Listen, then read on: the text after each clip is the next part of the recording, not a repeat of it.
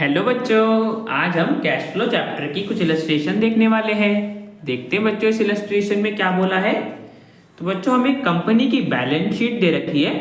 देखते हैं बच्चों बैलेंस शीट में क्या है। तो बच्चों लायबिलिटी साइड में हमारे पास सबसे पहले शेयर होल्डर्स फंड्स है, जिसके अंदर शेयर कैपिटल है और रिजर्व इन सरप्लस है। इसके बाद नॉन करंट लायबिलिटीज है, जिसमें लॉन्ग टर्म बोरोइंग्स है, और करंट लायबिलिटीज है जिसके अंदर शॉर्ट टर्म बोरोइंग्स है और शॉर्ट टर्म प्रोविजंस है। एसेट साइड बच्चों हमारे पास नॉन करंट एसेट है, जिसमें प्रॉपर्टी प्लांट एंड इक्विपमेंट है और इंटेंजिबल एसेट है और नॉन करंट इन्वेस्टमेंट है। उसके बाद करंट एसेट्स हैं, जिसमें करंट इन्वेस्टमेंट्स है, इन्वेंट्रीज है और कैश एंड कैश इक्विवेलेंट्स है। आगे बच्चों हमें नोट टू अकाउंट भी दे रखा है। देखते हैं बच्चों, तो सबसे पहला नोट हमारा रिजर्व एंड सरप्लस का है, जिसमें हमें 2023 और 2022 का बैलेंस बता रखा है। इसके बाद लॉन्ग टर्म बोरोइंग्स का नोट है, जिसमें 12% डिबेंचर्स है। उसके बाद शॉर्ट टर्म बोरोइंग्स है, जिसमें बैंक ओवरड्राफ्ट है। नेक्स्ट बच्चों हमारे पास शॉर्ट टर्म प्रोविजंस है, जिसमें प्रोविजन फॉर टैक्स है। उसके बाद प्रॉपर्टी प्लांट एंड इक्विपमेंट है, जिसमें मशीनरी है, एक्यूमुलेटेड डेप्रिसिएशन है और इंटेंजिबल एसेट्स का भी नोट है, जिसमें गुडविल की वैल्यू दे रखी है। और लास्ट में इन्वेंट्री का नोट है, जिसमें स्टॉक एंड ट्रेड के बारे में बता रखा है।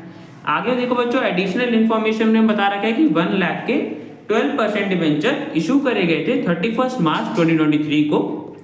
सेकंड पॉइंट बच्चों बता रखा है कि ड्यूरिंग द ईयर एक मशीनरी का पीस था, जिसकी कॉस्ट थी 80,000 रुपीज। उस पे एक्यूमुलेटेड डेप्रिसिएशन था टोटल 40,000 रुपीज का। उसे सोल्ड करा गया है 10,000 के लॉस पे। अब बच्चों हमें कैश फ्लो स्टेटमेंट बनाना है इस इंफॉर्मेशन के बेसिस पे। तो बच्चों सबसे पहले हम अपना ऑपरेटिंग एक्टिविटी से कैश फ्लो कैलकुलेट कर लेते हैं। तो बच्चों हमारा फर्स्ट स्टेप क्या होता है, net profit before tax and extraordinary item निकालना। वो बच्चों हम कैसे निकालते हैं, सरप्लस का डिफरेंस निकाल के। तो देखो बच्चों हमारे पास सरप्लस का बैलेंस कितना दे रखा था, 2023 का था 2,50,000 और 2022 का था 1 लाख। तो बच्चों डिफरेंस के लिए हम क्लोजिंग में से ओपनिंग वाले को माइनस कर देंगे।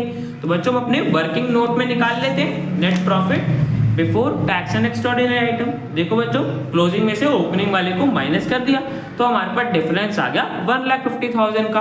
अब बच्चों याद करो हम इस डिफरेंस में क्या क्या ऐड करते थे। अगर बच्चों हमने डिविडेंड पे करा हो, या जनरल रिजर्व में अमाउंट ट्रांसफर करा हो, या प्रोविजन फॉर टैक्स क्रिएट करा हो। अब बच्चों यहाँ पे देखो हमें क्वेश्चन में प्रोविजन फॉर टैक्स दे रखा था ना, और जिसका बच्चों मैंने बताया हुआ है ना पहले भी कि जो हमारे पास प्रोविजन फॉर टैक्स का क्लोजिंग बैलेंस होता है, वो होता है बच्चों जो हमने करंट ईयर में प्रोविजन क्रिएट करी हो टैक्स के लिए, है ना बच्चों, याद करो। और जो हमारे पास ओपनिंग बैलेंस होता है, वो बच्चों क्या होता है, टैक्स पेड, कितना टैक्स पे करा हो गया होगा उस ईयर में। ठीक है बच्चों, तो यहां से हमें क्या पता चल गया कि 2 लाख की बच्चों हमने प्रोविजन क्रिएट करी होगी करंट ईयर में टैक्स के लिए, और बच्चों 1,25,000 का हमने टैक्स पे करा होगा। अब बच्चों जो हमने प्रोविजन क्रिएट करी करंट ईयर में, उसे हम ऐड करते थे ना, तो इसको बच्चों हम ऐड कर देंगे।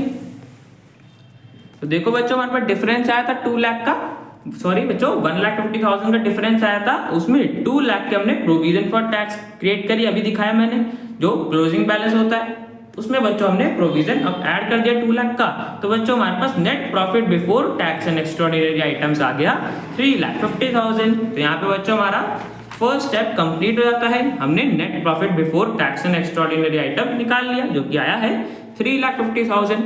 इसके बाद बच्चों सेकंड स्टेप क्या होता है, ऑपरेटिंग प्रॉफिट निकालना। वो बच्चों कैसे निकालते हैं, जब हम नेट प्रॉफिट में नॉन कैश और नॉन ऑपरेटिंग आइटम को एडजस्ट कर देते हैं, तो हमारे पास ऑपरेटिंग प्रॉफिट आ जाता है। देखते बच्चों ऐसे हमारे पास कौन सी आइटम्स थी। तो बच्चों देखो सबसे पहले हमारे पास गुडविल दे रखा था, जिसका बच्चों ओपनिंग बैलेंस हमारे पास 1,50,000 और क्लोजिंग बैलेंस है 1 लाख। तो यहाँ पे देखो बच्चों हमारी गुडविल की वैल्यू डिक्रीज होगी ना, और मैंने पहले ही बताया हुआ है कि जब भी बच्चों गुडविल की वैल्यू डिक्रीज होती है, तो बच्चों क्या करते हैं हम गुडविल को अमोर्टाइज, मतलब डेप्रिसिएशन कर दिया होगा कंपनी ने, तभी तो वैल्यू में डिक्रीज हुआ ना। और बच्चों अमोर्टाइजेशन तो एक टाइप का नॉन कैश एक्सपेंस है, इसके लिए बच्चों हम कोई भी एक्चुअल में कैश पे नहीं करते।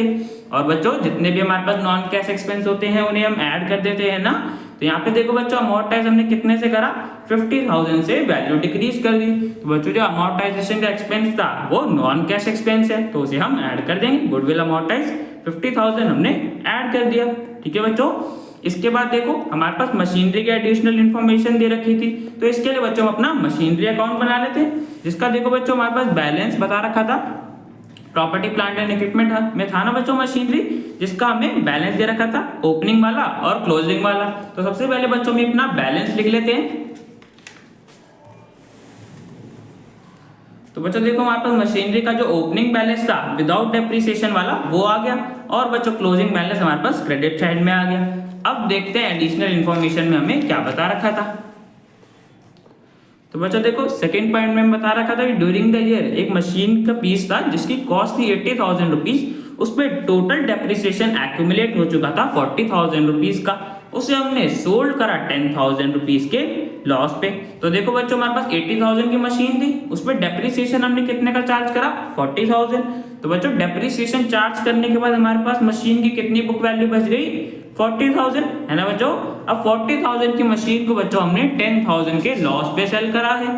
तो बच्चों हमने कितने में सेल करा होगा 30,000 में, है ना बच्चों। 30,000 हमें मिले होंगे इस मशीनरी को सेल करके। तो इसे बच्चों हम सेल कर रहे हैं तो मशीन अकाउंट में क्रेडिट साइड में आ जाएगा ना। तो बच्चों देखो हमने कितने में सेल करा 30,000 में, 40,000 की मशीन थी उसे हमने 10,000 के लॉस पे सेल करा, तो 30,000 में सेल करा, तो आ गया बाय बैक अकाउंट 30,000। और जो बच्चों लॉस हुआ उसे भी हम क्रेडिट साइड में लिखते हैं ना। तो by loss on sale of machinery कितने का लॉस हुआ बच्चों 10,000 के लॉस पे सेल करा, तो वो आ गया। और बच्चों जो इस मशीन पे डेप्रिसिएशन था कितने का 40,000 का, उसे बच्चों हमने एक्यूमुलेटेड डेप्रिसिएशन अकाउंट से ट्रांसफर कर दिया होगा ना मशीनरी अकाउंट में, तो मशीनरी अकाउंट की क्रेडिट साइड में आ जाएगा बाय एक्यूमुलेटेड डेप्रिसिएशन अकाउंट 40,000। तो बच्चों हमने उस मशीन की डेप्रिसिएशन लिख दिया, लॉस लिख दिया, और जितने में सेल करी वो लिख दिया। अब बच्चों देखो यहाँ से हमें मेन क्या क्या चीज पता चल गई कि बच्चों हमने उस पर कितना डेप्रिसिएशन चार्ज करा था 40,000 रुपीज का, और बच्चों उस पर लॉस भी हुआ हमें 10,000 का।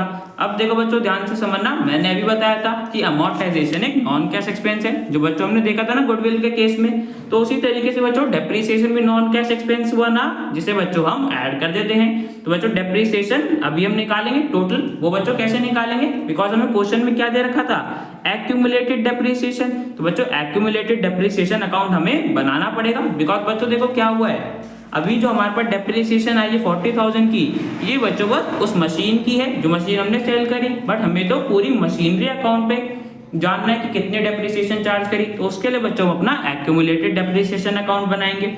देखो बच्चों एक्यूमुलेटेड डेप्रिसिएशन अकाउंट का हमें बैलेंस दे रखे थे ना, तो सबसे पहले बैलेंस लिख लिया, ओपनिंग बैलेंस आ गया क्रेडिट साइड में और क्लोजिंग बैलेंस आ गया डेबिट साइड में। अब बच्चों देखो हमने जो मशीनरी सोल्ड करी थी उस पर कितने डेप्रिसिएशन ट्रांसफर करी थी मशीनरी अकाउंट में 40,000। तो बच्चों एक्यूमुलेटेड डेप्रिसिएशन अकाउंट से करी थी ना हमने ट्रांसफर मशीनरी अकाउंट में, तो एक्यूमुलेटेड डेप्रिसिएशन अकाउंट की डेबिट साइड में आ जाएगा, और मशीनरी अकाउंट की क्रेडिट साइड में हमने पहले ही लिख दिया था। बच्चों डेप्रिसिएशन ने मशीनरी अकाउंट में ट्रांसफर कर दिया, वो आ गया टू मशीनरी अकाउंट 40,000 का टोटल डेप्ट था। अब बच्चों हम टोटल देख लेते हैं। तो बच्चों हमारे पास डेबिट साइड का टोटल ज्यादा आ रहा है 2,50,000, क्रेडिट साइड का टोटल बच्चों कम आ रहा है, बैलेंस कम है, कितने अमाउंट से बच्चों 1,10,000 से। अब बच्चों याद करो मैंने पहले ही बताया हुआ है ना कि जब भी एक्यूमुलेटेड डेप्रिसिएशन या प्रोविजन फॉर डेप्रिसिएशन अकाउंट की क्रेडिट साइड में बैलेंस बचेगा तो वो बच्चों बैलेंस होगा डेप्रिसिएशन का। तो बच्चों 1,10,000 की यहाँ पे टोटल डेप्रिसिएशन रही होगी, बाय डेप्रिसिएशन आ गया, अकाउंट आ गया 1,10,000।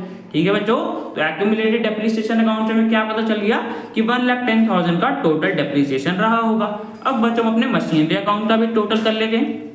तो देखो बच्चों सारी आइटम्स हमने लिख ली थी, अब हम टोटल देखेंगे तो क्रेडिट साइड का टोटल ज्यादा आ रहा है 17,55,000, जबकि बच्चों डेबिट साइड का टोटल कम आ रहा है। तो बच्चों मैंने पहले ही बताया हुआ है ना कि जब भी मशीन अकाउंट के डेबिट साइड में बैलेंस बचेगा या किसी भी एसेट अकाउंट में तो वो बच्चों बैलेंस होगा परचेज का। तो यहाँ पे 7 लाख रुपीज का बैलेंस बच रहा है, तो वो बच्चों बैलेंस होगा परचेज का, टू बैंक अकाउंट परचेज आ गया 7 लाख।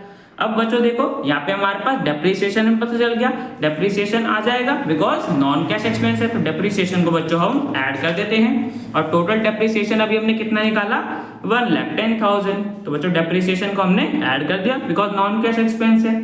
और बच्चों जो हमें लॉस हुआ था मशीनरी को सेल करने पे, ये भी तो बच्चों एक टाइप का हमारे लिए नॉन ऑपरेटिंग एक्सपेंस हुआ ना। कैसे देखो बच्चों, बिकॉज मशीनरी को सेल करना हमारी बिजनेस की मेन ऑपरेटिंग एक्टिविटी तो नहीं होगी ना बच्चों, तो ये एक टाइप की नॉन ऑपरेटिंग एक्टिविटी है और उसमें भी बच्चों हमें लॉस हुआ है, मतलब नॉन ऑपरेटिंग एक्सपेंस है। बिकॉज बच्चों ये एक्सपेंस हमें मेन बिजनेस की ऑपरेटिंग एक्टिविटी से थोड़ी ना इनकर हुआ है ना, ये तो एक नॉन ऑपरेटिंग एक्सपेंस है। और बच्चों जितने भी नॉन ऑपरेटिंग एक्सपेंस होते हैं तो उन्हें हम ऐड कर देते हैं। तो बच्चों इसको भी हम ऐड कर देंगे। Loss on sale of machinery 10,000 का हमने ऐड कर दिया, डेप्रिसिएशन भी हमने ऐड कर दिया 1,10,000 का था। अब इसके बाद देखो बच्चों हमारे पास डिबेंचर दे रखे थे ना क्वेश्चन में। देखो बच्चों लॉन्ग टर्म बोरिंग्स में हमारे पास 12% डिबेंचर दे रखा था जिसका हमें बैलेंस बता रखा था। अब बच्चों देखो डिबेंचर पे हम क्या पे करते हैं, इंटरेस्ट। और जो बच्चों इंटरेस्ट ऑन डिबेंचर होता है ये तो बच्चों एक टाइप का नॉन ऑपरेटिंग एक्सपेंस है ना, बिकॉज देखो बच्चों हमारा मेन बिजनेस की ऑपरेटिंग एक्टिविटी तो नहीं होगी ना बच्चों इंटरेस्ट पे करना डिबेंचर्स पे, और जिसमें बच्चों हम पे कर रहे हैं तो एक्सपेंस है ना, तो बच्चों ये क्या हो गया, नॉन ऑपरेटिंग एक्सपेंस। और मैंने अभी बताया जितने भी नॉन ऑपरेटिंग एक्सपेंस होते हैं उन्हें हम ऐड कर देते हैं। तो बच्चों इंटरेस्ट ऑन डिबेंचर्स को भी हमें ऐड करना होता है। कितना इंटरेस्ट पे करा होगा बच्चों वो निकाल लेते हैं। 12% का रेट था और हमारे पास ओपनिंग बैलेंस देखो, ओपनिंग बैलेंस कितना है 3,50,000। हमेशा बच्चों ओपनिंग बैलेंस पे ही इंटरेस्ट पे करा जाएगा। तो देखो बच्चों 3,50,000 का 12% हम निकाल लेंगे जो कि बच्चों आएगा 42,000। तो इतने बच्चों हमने इंटरेस्ट पे करा होगा, तो इसे भी बच्चों हम ऐड कर देंगे। मैंने भी बताया बिकॉज ये नॉन ऑपरेटिंग एक्सपेंस है, तो बच्चों ऐड कर दिया। अब बच्चों हम टोटल करेंगे तो हमारे पास ऑपरेटिंग प्रॉफिट आ गया 5,62,000। बच्चों हमारे यहाँ पे स्टेप 2 भी कंप्लीट हो गया, हमने ऑपरेटिंग प्रॉफिट कैलकुलेट कर लिया। अब इसके बाद बच्चों थर्ड स्टेप क्या होता है, जो हमारे पास करंट एसेट और करंट लायबिलिटी में चेंज आया हो उसे हमें एडजस्ट करना होता है। तो देख लेते हैं बच्चों, देखो क्या चेंज आया हमारे पास। तो करंट लायबिलिटी में तो बच्चों हमारे पास बस बोरोइंग्स थी और प्रोविजन फॉर टैक्स था। करंट एसेट में देख लेते बच्चों हमारे पास करंट इन्वेस्टमेंट थी, जो कि बच्चों मैंने पहले ही बताया हुआ है कि करंट इन्वेस्टमेंट कैश और कैश इक्विवेलेंट्स में ही इंक्लूडेड होते हैं, जिनको बच्चों हम लास्ट में एडजस्ट करते हैं ना। तो हमारे पास अकेली इन्वेंट्री बच गई। अब देखो बच्चों इन्वेंट्री का हमारे पास ओपनिंग बैलेंस कितना था 72,000 और क्लोजिंग बैलेंस कितना है 1,22,000। तो यहाँ पे देखो बच्चों हमारी इन्वेंट्री इंक्रीज हो गई ना, और जब भी करंट एसेट इंक्रीज होता है तो हमें माइनस करना पड़ता है ना बच्चों। तो यहाँ पे कितने से इंक्रीज हुआ 50,000 से, तो बच्चों हम माइनस कर देंगे।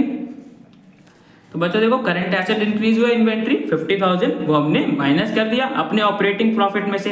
तो बच्चों हमारे पास cash generated from operations before tax आ गया 5,12,000। अब बच्चों देखो यहाँ पे हमें प्रोविजन फॉर टैक्स के बारे में बता रखा था ना, तो हमने टैक्स भी पे करा होगा, इसलिए ये बिफोर टैक्स हमने निकाल लिया। कितना कैश जनरेट हुआ 5,12,000। अब बच्चों मैंने स्टार्टिंग में बताया था ना कि प्रोविजन फॉर टैक्स का जो ओपनिंग बैलेंस होता है वो बच्चों हमें क्या बताता है, कितना टैक्स पे करा हो गया होगा। तो बच्चों इतने का टैक्स पे करा होगा 1,25,000 का, तो इसे बच्चों हम माइनस कर देंगे। Income tax paid 1,25,000। तो बच्चों फाइनली हमारे पास आंसर आ गया 3,87,000 और ये हो गया बच्चों cash flow from operating activities. तो बच्चों हमने ऑपरेटिंग एक्टिविटीज से कैश फ्लो कैलकुलेट कर लिया। अब बच्चों नेक्स्ट इन्वेस्टिंग एक्टिविटी से देख लेते हैं। तो बच्चों इन्वेस्टिंग एक्टिविटी के लिए हम अपने फिक्स्ड एसेट देख लेते हैं। अब बच्चों देखो फिक्स्ड एसेट के लिए हमने अपना मशीनरी अकाउंट बनाया था ना बच्चों, जिसमें हमने क्या देखा था कि हमने मशीनरी परचेज करी थी, जो हमारे पास बैलेंस अमाउंट बचा था ना बच्चों, मैंने बताया था बैलेंस परचेज का होता है।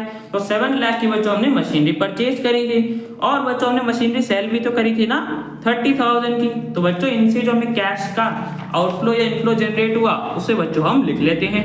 तो देखो बच्चों सबसे पहले जो हमने मशीनरी परचेज करी थी 7 लाख की, उससे बच्चों कैश का आउटफ्लो हुआ होगा ना, कैश गया होगा। अभी हमने वर्किंग नोट में अपना देखा था मशीनरी अकाउंट में कि बैलेंस अमाउंट 7 लाख बच रहा था, मतलब हमने मशीनरी परचेज करी थी। तो बच्चों परचेज कर रहे हैं तो नेगेटिव आ जाएगा बिकॉज कैश का आउटफ्लो हुआ। नेगेटिव के लिए यहाँ पे बच्चों हमने ब्रैकेट लगा दिए। इसके बाद देखो बच्चों हमने मशीनरी सेल भी करी थी ना, उससे बच्चों क्या हुआ होगा, कैश हमका इनफ्लो हुआ होगा। तो बच्चों 30,000 रुपीज हमें मिले होंगे कैश के। इसके बाद देखो बच्चों नेक्स्ट हमारे पास एसेट में और क्या दे रखा था, ये तो प्रॉपर्टी प्लांट एंड इक्विपमेंट का था। उसके बाद इंटेंजिबल का बच्चों हमने एडजस्टमेंट कर ली गुडविल की।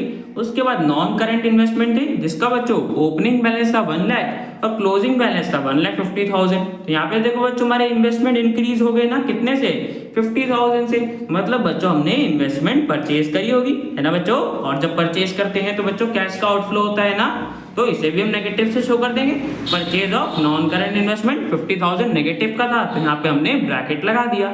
अब बच्चों हम इसे सॉल्व करेंगे तो हमारे पास फाइनल आंसर आ जाएगा इन्वेस्टिंग एक्टिविटीज का कैश फ्लो 7,20,000 माइनस क्या बच्चों, तो इसलिए हमने यहाँ पे ब्रैकेट लगा दिया।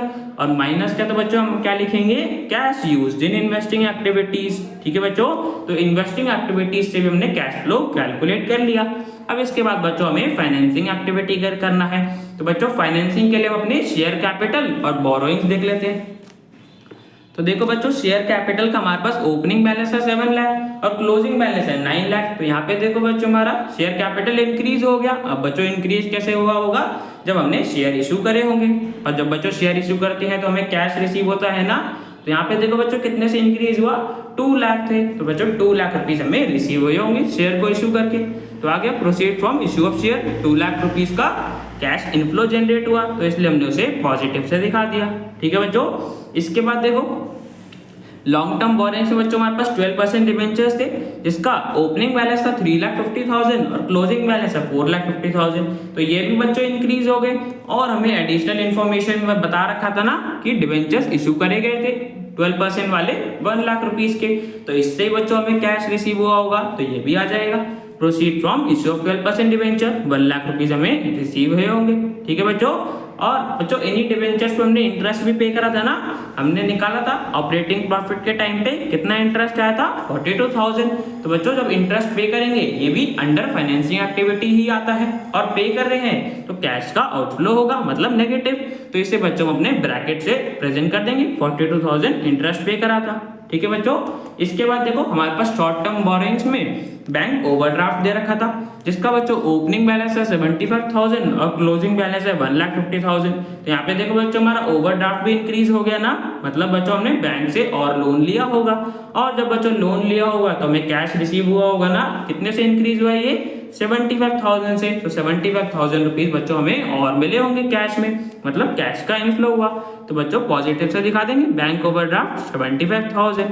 ठीक है बच्चों, अब हम इसे सॉल्व करेंगे तो हमारे पास फाइनेंसिंग एक्टिविटीज से भी कैश फ्लो आ जाएगा, क्योंकि बच्चों आ रहा है 3,33,000। तो बच्चों हमने फाइनेंसिंग एक्टिविटीज से भी कैश फ्लो कैलकुलेट कर लिया। यहाँ पे बच्चों हमारे पास तीनों एक्टिविटी का कैश फ्लो आ गया। अब बच्चों फोर्थ स्टेप क्या होता है, तीनों एक्टिविटीज के कैश फ्लो को हम ऐड कर देते हैं। तो बच्चों ऐड कर देंगे, ऑपरेटिंग से इतना जनरेट हुआ था, इन्वेस्टिंग से इतना और फाइनेंसिंग से इतना, तो तीनों को ऐड कर दिया। तो बच्चों हमारे पास क्या आ जाता है, net increase in cash and cash equivalents, जो कि बच्चों 0 आ रहा है, बिकॉज माइनस का भी था ना इन्वेस्टिंग में, तो टोटल ऐड करने पे 0 हो गया। एक बार बच्चों वापस देख लेते हैं, बीच में नॉइज आ गई थी थोड़ी। यहाँ पे देखो बच्चों हमने तीनों एक्टिविटीज के कैश फ्लो का टोटल ऐड कर दिया, तो हमारे पास नेट इंक्रीज 0 आ गया। ठीक है बच्चों, अब इसके बाद क्या करते हैं, जो भी हमारे पास ओपनिंग बैलेंस रहा होगा कैश एंड कैश इक्विवेलेंट्स का, उसे हम ऐड कर देते हैं इस नेट इंक्रीज में। अगर वो total closing cash and cash equivalents के इक्वल आ जाता है तो बच्चों हमारा कैश फ्लो स्टेटमेंट बिल्कुल सही बना होता है। देखते हैं बच्चों ओपनिंग बैलेंस क्या था कैश एंड कैश इक्विवेलेंट्स का। तो बच्चों देखो कैश एंड कैश इक्विवेलेंट्स का ओपनिंग बैलेंस था 43,000, और मैंने बताया था करंट इन्वेस्टमेंट भी इसी में इंक्लूडेड होता है 70,000। तो टोटल बच्चों हमारे पास इतना हो गया ओपनिंग बैलेंस। इसे बच्चों हम ऐड कर देंगे अपने नेट इंक्रीज में, 70 और 43, तो टोटल बच्चों हमारे पास आ गया 1,13,000। और इतना ही देखो बच्चों हमारे पास closing cash and cash equivalents भी हैं। देखो बच्चों वेरीफाई कर लेते हैं हम, कैश एंड कैश इक्विवेलेंट्स का बच्चों क्लोजिंग बैलेंस देखो 73,000 और करंट इन्वेस्टमेंट का कितना है 40,000। तो ये भी बच्चों टोटल कितना बनता है 1,13,000। तो बच्चों हमारा टोटल ठीक आ रहा है, correct, closing cash and cash equivalents के इक्वल आ रहा है। तो बच्चों ये कैश फ्लो स्टेटमेंट हमारी कंप्लीट हो गई। तो बच्चों क्वेश्चन हमारा कंप्लीट हो जाता है। अब मिलते हैं नेक्स्ट वीडियो में।